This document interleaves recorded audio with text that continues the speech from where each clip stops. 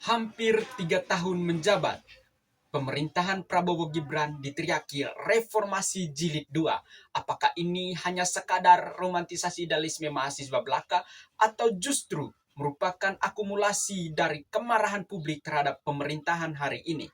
Perkenalkan, saya Geronsianus Darman dengan nomor induk mahasiswa 2025110027.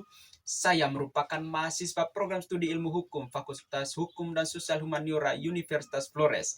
Pada kesempatan ini, saya akan menganalisis beberapa persoalan aktual khususnya di bawah pemerintahan Prabowo Gibran berdasarkan kacamata hukum tata negara, salah satu mata kuliah di program studi ilmu hukum yang diampu oleh dosen Agustinus F. Pascalino Dadi S.Phil M. Hum di Universitas Flores. Nah, berkaitan dengan hal ini ada beberapa persoalan konkret yang akan saya angkat. Tentunya saksikan melalui video ini. Pertama, analisis program MBG dalam perspektif kekuasaan pemerintahan. Konstitusionalisme menempatkan Undang-Undang Dasar 1945 sebagai dasar utama pembatas kekuasaan negara sekaligus penjamin hak asasi manusia, termasuk hak anak atas hidup, tumbuh kembang, dan perlindungan sebagaimana ditegaskan dalam pasal 28B ayat 2. Selain itu, pasal 28I ayat 4 juga menegaskan tanggung jawab negara dalam pemajuan dan pemenuhan HAM. Secara normatif, program MBG merupakan manifestasi kewajiban negara yang harus dijalankan oleh pemerintah di bawah otoritas presiden sebagai pemegang eksekutif. Namun, dalam perspektif kekuasaan pemerintahan, pelaksanaan MBG menunjukkan problematika serius. Berdasarkan peraturan Presiden nomor 83 tahun 2024, Badan Gizi Nasional dibentuk sebagai pelaksana utama program. Secara hierarkis, Perpres memiliki kedudukan di bawah undang-undang sehingga pembentukan lembaga strategis dengan kewenangan luas melalui instrumen ini menimbulkan persoalan legitimasi hukum. Dalam praktiknya, muncul indikasi maraknya dugaan korupsi dalam pengelolaan program yang semakin menguatkan lemahnya tata kelola dan pengawasan. Pasal 4 ayat 1 UUD 1945 memberikan presiden kekuasaan pemerintahan yang luas, termasuk diskresi dalam pembentukan lembaga. Namun, diskresi tersebut harus tunduk pada asas umum pemerintahan yang baik. Dalam kasus MBG, penggunaan Perpres sebagai dasar pembentukan BGN tanpa dukungan undang-undang yang memadai berpotensi menimbulkan tumpang tindih kewenangan.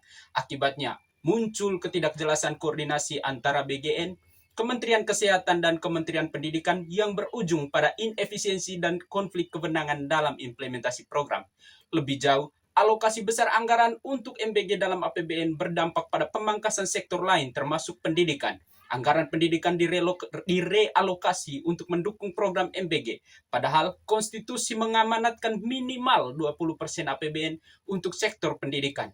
Program MBG juga dinilai tidak tepat sasaran karena menyasar seluruh anak tanpa mempertimbangkan kondisi sosial ekonomi dan menimbulkan gangguan dalam proses belajar mengajar.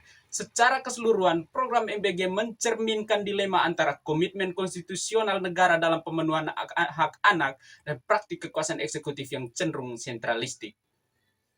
Yang kedua, perluasan kekuasaan TNI Polri dalam jabatan sipil ditinjau dari perspektif pemisahan dan pembagian kekuasaan.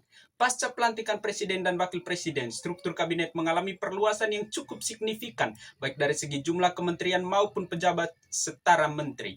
Dalam perkembangannya, polemik semakin menguat dengan adanya pengangkatan prajurit TNI aktif dalam jabatan sipil yang tidak berkaitan langsung dengan pertahanan dan keamanan.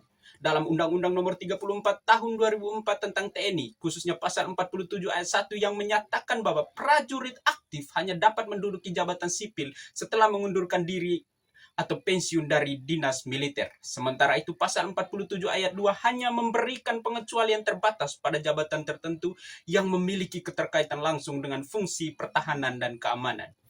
Pengangkatan tersebut mengindikasikan adanya pertimbangan politis serta kedekatan personal antara pejabat yang diangkat dengan presiden serta latar belakang militer presiden itu sendiri.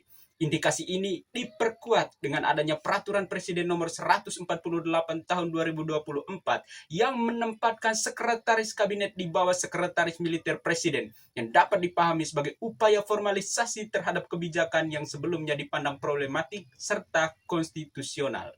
Dari sisi implikasi, keterlibatan militer dalam jabatan sipil berpotensi menimbulkan dampak multidimensional secara politik. Hal ini dapat mengganggu stabilitas nasional dan menimbulkan ketegangan dalam relasi sipil militer. Dari sisi birokrasi, masuknya militer ke dalam jabatan sipil berpotensi mengganggu sistem meritokrasi aparatur sipil negara serta mempersempit ruang karir bagi unsur sipil.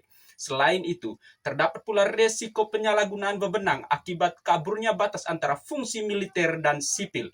Fenomena ini dapat dilihat dari semakin luasnya keterlibatan TNI Polri dalam berbagai sektor sipil, seperti dalam Badan Gizi Nasional, pengelolaan satuan pelayanan pemenuhan, serta berbagai program strategis lainnya yang pada dasarnya berada dalam ranah sipil.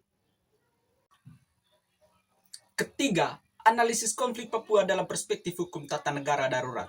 Konflik Papua dapat ditelusuri sejak awal 1960-an ketika wilayah Papua, saat itu dikenal sebagai Irian Barat, masih berada di bawah kekuasaan Belanda yang berupaya memisahkannya dari Indonesia. Seiring dengan integrasi Papua ke dalam wilayah Indonesia melalui penentuan pendapat rakyat atau PPRA tahun 1969, muncul gerakan perlawanan yang dikenal sebagai Organisasi Papua Merdeka atau OPM pada tahun 1965. Dalam respons gerakan tersebut, negara mulai mengerahkan kekuatan militer ke Papua sejak pertengahan 1960-an sebagai bagian dari upaya menjaga kedaulatan dan stabilitas wilayah. Dalam beberapa tahun terakhir, terdapat indikasi peningkatan signifikan ekspansi TNI di Papua. Kehadiran TNI tidak hanya terbatas pada fungsi pertahanan, tetapi juga telah memasuki ruang-ruang publik sipil. Di sisi lain, konflik Papua tidak dapat dilepaskan dari faktor ekonomi, khususnya terkait eksploitasi sumber daya alam yang sangat besar di wilayah tersebut. Dalam konteks ini, muncul pandangan kritis bahwa keberlanjutan konflik di Papua sengaja dipelihara untuk melegitimasi kehadiran aparat keamanan dalam jumlah besar guna mengamankan proyek-proyek strategis serta pertambangan dan PSN lainnya. Dalam perspektif hukum tata negara darurat atau HTND, kondisi di Papua menunjukkan karakteristik yang mendekati situasi darurat. Secara teoritis, kendala darurat dapat ditetapkan apabila terdapat ancaman serius terhadap keamanan negara, ketertiban umum, dan keselamatan warga negara yang tidak dapat diatasi melalui mekanisme hukum biasa. Kriteria tersebut meliputi adanya keadaan mendesak, ancaman nyata terhadap stabilitas negara, serta kebutuhan tindakan cepat yang tidak memungkinkan melalui prosedur legislasi normal. Dengan demikian, maka dapat dikatakan bahwa Papua telah memenuhi indikator tersebut. Namun, pemerintah Indonesia tidak menetapkan status darurat secara formal di Papua. Hal ini menimbulkan ambiguitas dalam praktik ketatanegaraan.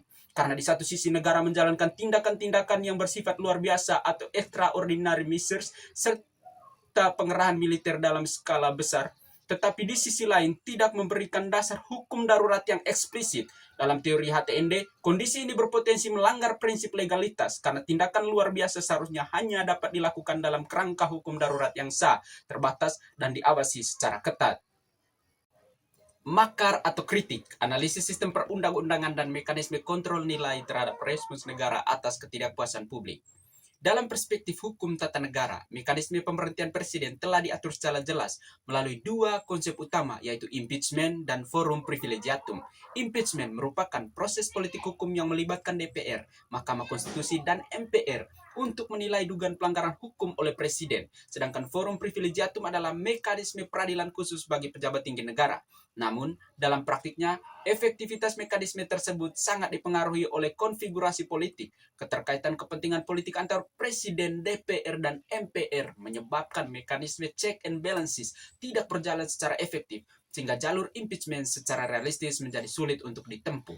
Dalam situasi tersebut, muncul diskursus mengenai makar yang dalam hukum pidana Indonesia diatur dalam KUHP khususnya pasal 104, 106, dan 107. Secara hukum, makar diartikan sebagai perbuatan dengan maksud untuk menggulingkan pemerintahan yang sah dan memisahkan wilayah negara. Akan tetapi, dalam praktik politik, istilah makar seringkali mengalami perluasan makna dan digunakan secara kontroversial, terutama ketika dikaitkan dengan kritik terhadap pemerintah. Perdebatan kemudian muncul ketika berbagai ekspresi ketidakpuasan publik ditafsir sebagai bagian dari upaya makar. Dalam konteks ini, penting untuk menegaskan bahwa tidak semua tuduhan atau bahkan teriakan mengenai makar berangkat dari kepentingan politik yang dimobilisasi oleh lawan kekuasaan. Pandangan kritis ini juga sejalan dengan pemikiran Ferry Amsari yang menyoroti adanya kecenderungan penggunaan instrumen hukum untuk membatasi kebebasan berpendapat. Hal ini semakin diperkuat oleh fenomena di mana DPR yang seharusnya menjalankan fungsi pengawasan justru lebih sering dipersepsikan sebagai pendukung kebijakan eksekutif daripada sebagai pengontrol kekuasaan. Dalam kerangka sistem peraturan perundang-undangan, penting untuk menempatkan konsep makar secara proporsional. Pasal 28E ayat 3 Undang-Undang Dasar 1945 menjamin kebebasan menyampaikan pendapat, sementara pasal 1 ayat 2 menegaskan bahwa kedaulatan berada di tangan rakyat. Oleh karena itu, alih-alih membatasi kritik dengan narasi makar, negara justru perlu memperkuat mekanisme demokrasi dan membuka ruang dialog sebagai bagian dari upaya menjaga legitimasi dan stabilitas sistem ketatanegaraan. Demikian analisis mengenai beberapa persoalan yang dihadapi negara Indonesia saat ini ditinjau dari hukum tata negara, khususnya di bawah pemerintahan rezim Prabowo Gibran. Dengan analisis yang sudah saya sampaikan melalui video ini, saya ingin menyampaikan satu pertanyaan reflektif untuk kita yang menonton. Masihkah reformasi jilid 2 dianggap sebagai romantisasi politik atau idealisme mahasiswa belaka, atau justru merupakan bagian dari seruan atas kemarahan publik terkait bobroknya pemerintahan hari ini? Sekian dan terima kasih.